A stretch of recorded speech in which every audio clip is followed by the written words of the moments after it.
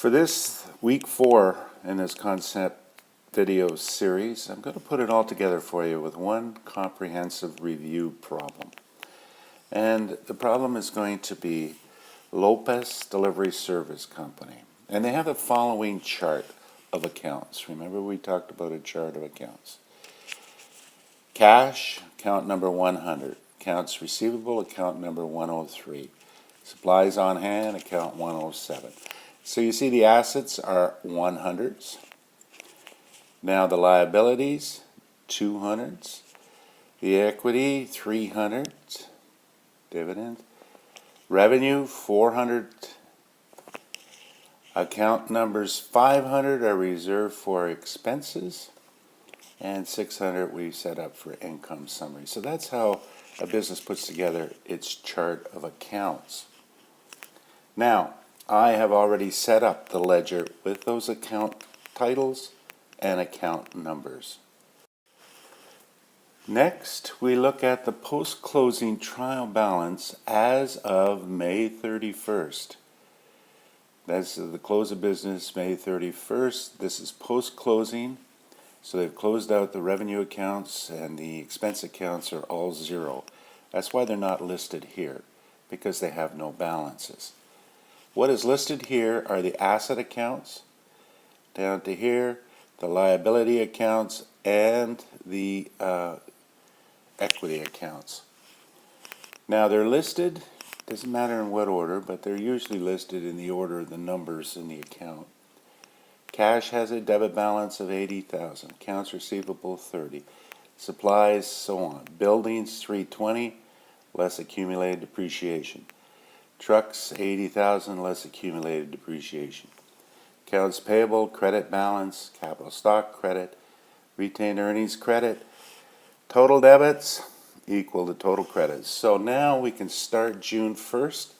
These are the only accounts in our record, in our ledger, that have any balances. As we go through June, any transactions where I earn revenue, I will open a revenue account.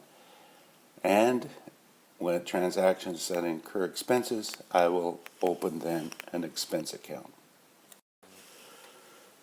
To begin with, the first transaction, June 1st, perform delivery services for customers on account, $60,000. June 1st, debit, accounts receivable, $60,000, and credit, service revenue. June 3rd, paid dividends, $10,000. That would be with cash. Debit dividends, $10,000. Credit, cash. June 4th, I purchased a truck, $20,000 on account. I didn't pay for it. I will pay for it later. The debit then is to truck and the credit to accounts payable. June 7th, I collected $22,000 of the accounts receivable that was owing to me. I received cash, so cash increases, so debit cash, $22,000. What is owing to me in accounts receivable has now been decreased by $22,000. On June 8th, I pay $16,000 of what I owe on accounts payable.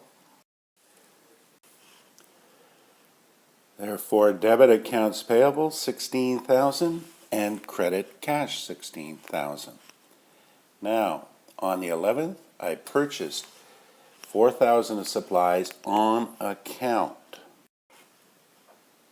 June 11th, debit supplies on hand, $4,000. My supplies account has increased by $4,000, and my liabilities have increased by $4,000.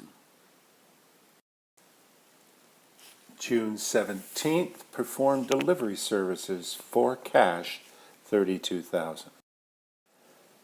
So that would be debit cash, $32,000, credit service revenue. On the 20th, I paid the utility bill for $1,200. Debit utilities expense, expenses are always debited, $1,200, and credit cash, $1,200. On June 23rd, I paid miscellaneous expenses for $600. Again, debit the expense, miscellaneous expense, $600, and credit cash. Now, on the 28th, I paid salaries for June, $28,000. Debit salaries expense, $28,000, and of course, cash. The employees wouldn't be happy unless I paid them with anything other than cash. So cash goes down, $28,000. And that completes the business transactions for the month of June. These transactions all had a source document that gave me the amount of the transaction, the timing of the transaction, and the reason for the transaction. And I journalized them in my general journal as we demonstrated. Always debit first and close to the line, and then indent and credit. Now that completes step one. Step two now is that we take each one of these journal entries and post them to the general ledger.